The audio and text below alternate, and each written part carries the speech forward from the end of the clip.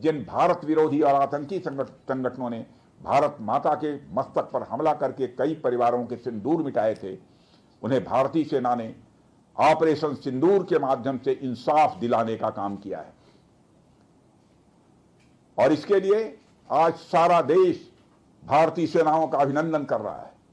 Operation सिंदूर सिर्फ एक सैन्य कार्रवाई भर नहीं है, बल्कि भारत की राजनैतिक, सामाजिक और सामरिक इच्छा शक्ति का प्रतीक है।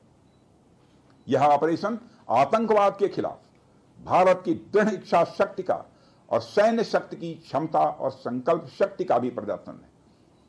हमने दिखाया है, भारत आतंकवाद के खिलाफ जब भी कोई कार्रवाई करेगा तो आतंकवादियों और उनके आकाओं के लिए सरहद पार की जमीन भी सुरक्षित नहीं रहेगी।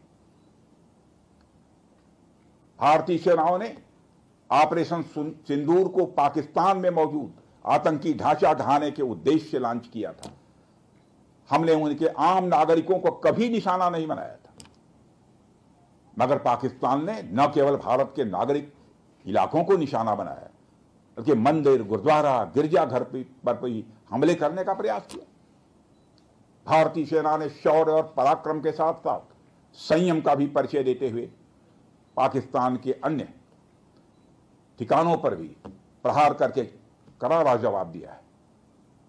हमने केवल सीमा से सटे सैन्य ठिकानों पर ही नहीं कार्रवाई की, बल्कि भारत की सेनाओं की धमक उस रावलपिंडी तक सुनी गई जहां पाकिस्तानी फौज का हेडक्वार्टर मौजूद है।